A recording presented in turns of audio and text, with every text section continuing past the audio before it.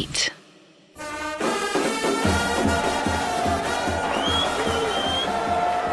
अरे ये दूल्हे के हाथ में प्लास्टर क्यों चढ़ा हुआ है? क्या राशि किसी टूने से शादी कर रही है? अरे नहीं, ये लड़का अभी 2 दिन पहले तो सही था, फिर घोड़ी पर चढ़ते ही इसने प्लास्टर चढ़ा लिया क्या? शहर के मशहूर राजघराने के सांसद फतेह सिंह की बेटी राशि की बारात घर के सामने थी, लेकिन घोड़ी पर बैठे दूल्हे को देखते ही सब तरह तरह की बातें करने लगे। राशि जो बालकनी में खड़ी होकर बड़ी बेसब्री से दूल्हे का इंतजार कर रही थी, वो ये सब देखते ही हैरान रह गई। लेकिन तभी अचानक ही बारात थोड़ी दूर पर रुक गई और दूल्हे को करीब 50 लोगों ने बंदूकों से घेर लिया।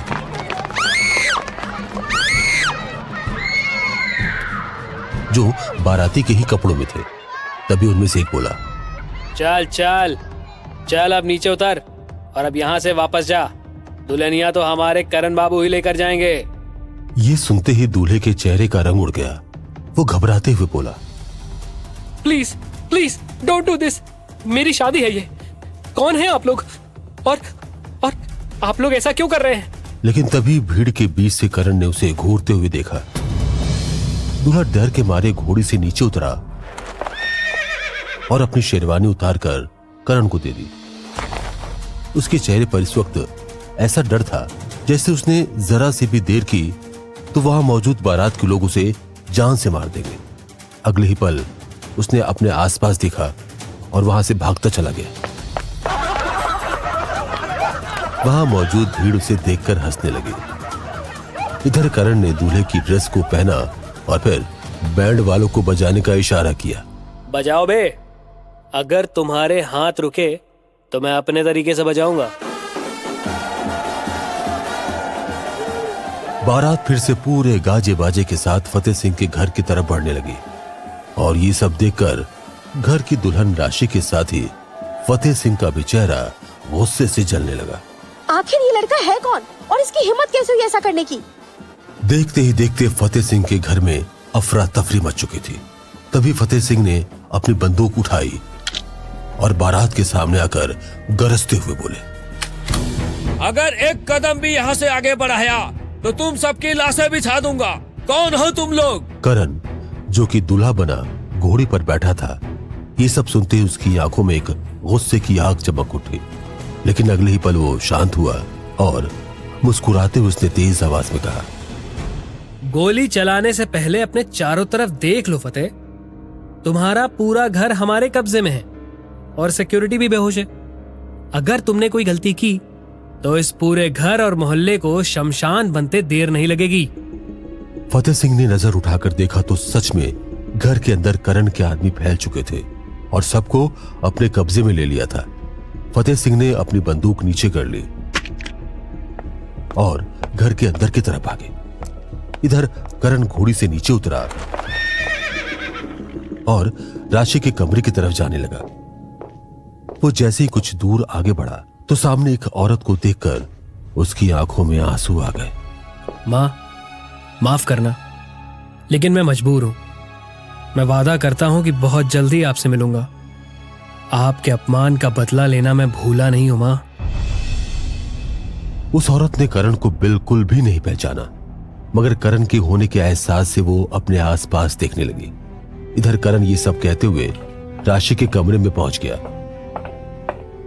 वो राशि का हाथ पकड़कर बोला, चलो मेरे साथ, आज मैं बताता हूं कि इस गलती का अंजाम क्या होता है। लेकिन तभी राशि ने उसके गाल पर जोर का थप्पड़ जड़ दिया।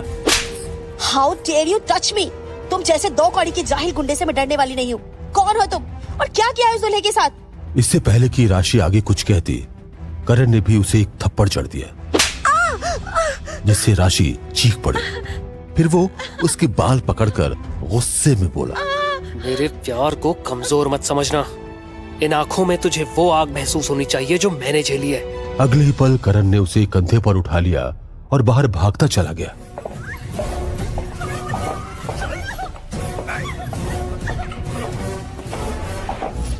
बाहर फतेह सिंह ने उसका रास्ता रोकने की कोशिश की। आखिर कौन हो तुम लोग? क्यों कर रहे हो ये सब? छोड़ दो मेरी बेटी को, वरना मैं तुम्हें कहीं का नहीं छोड़ूंगा। तुम्हें जो करना था कर चुके मिस्टर फतेह। अब मैं जो करूंगा वो दुनिया देखेगी। Goodbye. इतना कहते हुए करण राशि को लेकर वहां से अपने आदमियों के साथ चला गया। इसके बाद उसके साथ क्या हुआ कुछ पता नहीं चला, क्योंकि वो रास्ते में बेहोश हो चुकी थी। जब कुछ देर बाद राशि ने अपनी आंखें खोली तो खुद को बड़े ही आलीशान घर में पाया। ये कहाँ हूँ मैं? कोई है? कोई है यहाँ? मेरे सामने आओ, कौन हो तुम? राशि ये सोच ही रही थी कि तभी कमरे का दरवाजा खुला और उसे करण नजर आया। करण के चेहरे पर इस वक्त एक स्माइल थी। करण ने उसके सामने कुछ कपड़े फेंके जिसमें अंडरगारमेंट्स भी थे। ये देखकर राशि चौंक पड़ी। ये सब क्या है? तुम्हारे कपड़े गंदे हो गए, इसे पहन लो। मैं ये हरगिज नहीं पहनने वाली, और तुम जैसे लड़के के दिए कपड़े मैं पहनूं? अभी मेरे इतने भी बुरे दिन नहीं आए, मुझे घर जाना है। सोच लो, अगर तुमने इसे नहीं पहना तो मैं अपने हाथों से पहनाऊंगा, और मेरा वादा है कि तब तुम्हें मजा भी बहुत आएगा। करण के मुंह से ऐसी बातें सुनते ही राशि डर गई। दोनों एक दूसरे की आंखों में गुस्से से देखने लगे। फिर करण उसके पास आया और शांत आवाज में बोला, ये सब कुछ जो भी तुम्हारे साथ हो रहा है, कहीं ना कहीं उसकी जिम्मेदार तुम भी हो राशि। मुझे ऐसा बनाने के पीछे तुम लोगों का ही हाथ है, लेकिन मेरी बदकिस्मती है कि मैं तुमसे प्यार करता हूं। इतना सुनते ही राशि का चेहरा गुस्से से लाल हो गया। वो करण को देखकर अजीब तरह से स्माइल करने लगी।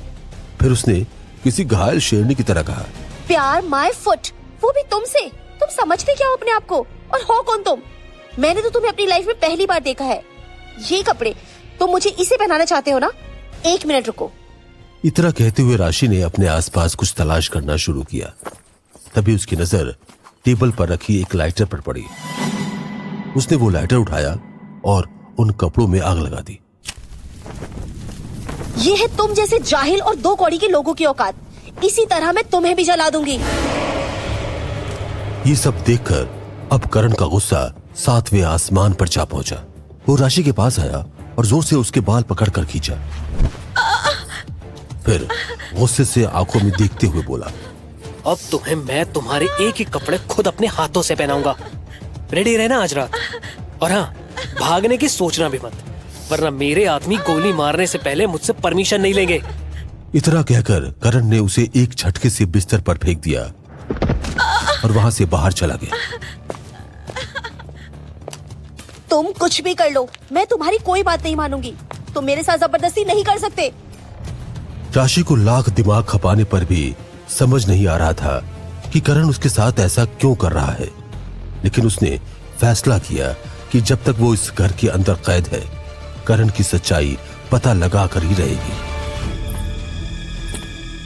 शाम होने को आई थी और इसका फायदा उठाकर राशि धीरे धीरे कमरे से बाहर निकलने लगी। उस बड़े से आलीशान घर में कोई नहीं था, लेकिन बाहर आदमी गन लिए खड़े थे। तभी उसकी नजर एक कोने में अंधेरे कमरे पर पड़ी, जिसके बाहर लॉक लगा था और उस पर लिखा था, इस कमरे को खोलने वाले को मौत के सिवा कुछ और नसीब नहीं होगा। कमाल है, ये क्या लिखा है इसके दरवाजे पर? और ये इतना अजीब क्यों है? राशि धीरे धीरे अब उस कमरे की तरफ बढ़ने लगी। उसने आसपास देखा और पास में रखा एक बड़ा सा पत्थर उठा लिया। राशि ने लॉक पर पत्थर से वार करना शुरू किया। जब लॉक टूट गया, उसने दरवाजा धीरे से खोला और सामने जो देखा उसके होश उड़ गए। नहीं, नहीं, नहीं, नहीं, ये कैसे हो सकता है? राशि के सामने बचपन की एक तस्वीर थी जिसमें करण उसके साथ था। उसकी आंखों में हैरानी थी। तभी उसने महसूस किया कि करण उसके बिल्कुल पीछे खड़ा है।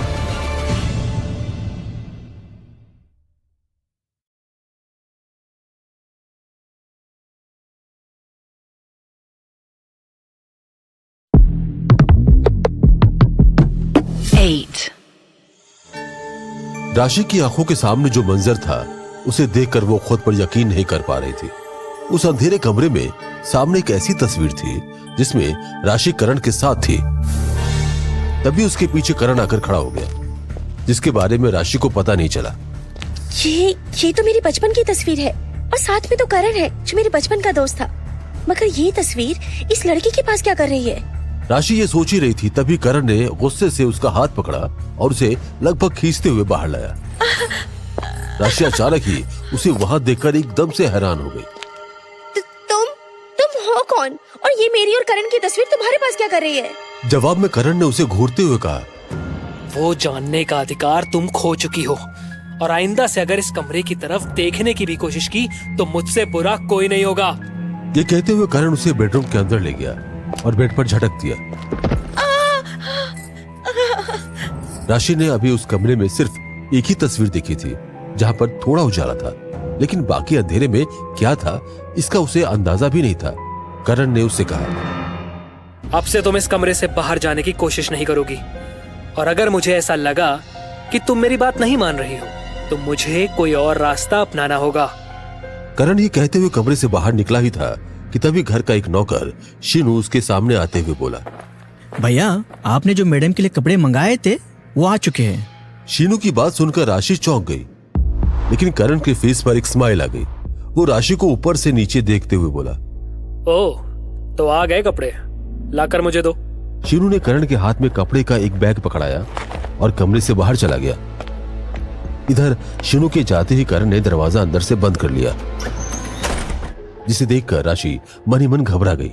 ये दरवाजा तुमने क्यों बंद किया है? करण उसकी बात का कोई जवाब दिए बगैर ही उसकी तरफ धीरे धीरे बढ़ने लगा। तुम क्या कर रहे हो? तभी करण ने बैग से कुछ कपड़े निकाले जिसमें लेडीज अंडरगारमेंट्स भी थे। मैंने कहा था ना कि अगर तुमने खुद से कपड़े नहीं पहने तो मैं अपने हाथों से इसे पहनाऊंगा, और अब जो तुम्हारे साथ होगा तुम उसके बारे में सोच भी नहीं सकती।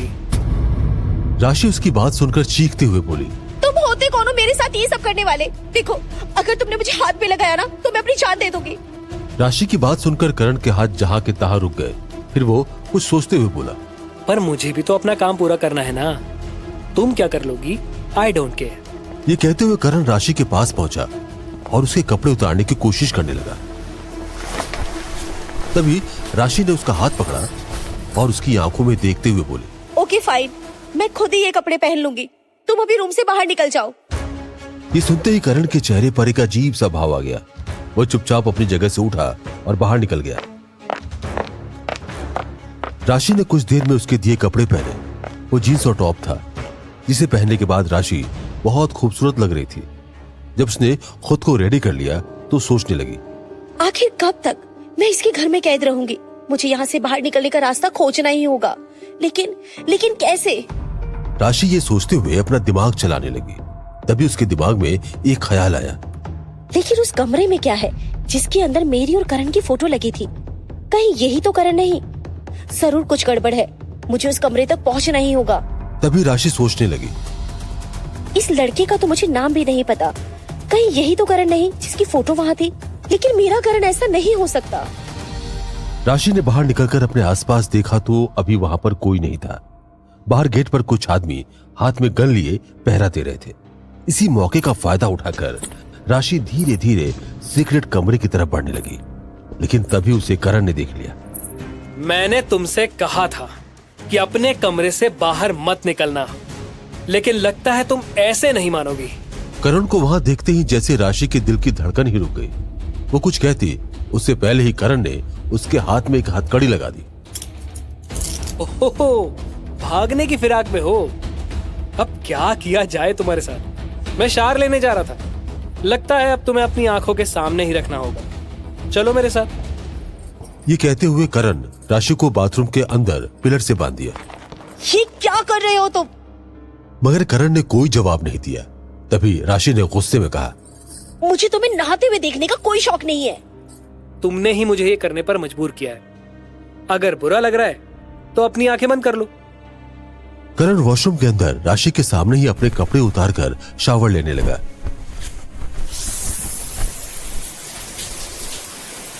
राशि ने गुस्से में अपनी आंखें बंद कर ली। इधर करण अपने काम में बिजी हो गया। राशि ने धीरे से अपनी आंखें खोली और जब उसने करण की बॉडी को देखा तो इम्प्रेस हुए बिना नहीं रह पाई, मगर वो उसका चेहरा नहीं देख पा रही थी। उसे देखकर अट्रैक्ट होने लगी थी। उसने एक बेचैनी भरी निगाह करण के ऊपर डाली, तभी करण ने उसे ऐसा करते हुए देख लिया। क्या बात है, लगता है शादी से पहले हमें पूरी तरह देख लेने का इरादा है मैडम का। उसकी बात सुनकर राशि ने गुस्से में कहा, शादी, वो भी तुम्हारे जैसे जाहिल से? तुम्हें देखने में मुझे कोई इंटरेस्ट नहीं है। ये कहते हुए राशि ने अपना चेहरा दूसरी तरफ घुमा लिया। इस दौरान करण ने अपना चेहरा दूसरी तरफ कर रखा था। फिर उसने एक मास्क पहना जिसे वो नहाने से पहले निकाल चुका था। राशि को इसकी भनक नहीं लगी थी। उसने मास्क पहना। कुछ देर के बाद करण उसकी हथकड़ी खोलते हुए बोला, तुम्हारे किए की सजा कंप्लीट हुई। अगर फिर से ऐसी हरकत की तो इस बार मैं क्या करूंगा तुम सोच भी नहीं सकती। अब जाओ अपने कमरे में। राशि वहां से अपने पैर पटकते हुए कमरे के अंदर चली गई। कुछ देर के बाद रात हो चुकी थी।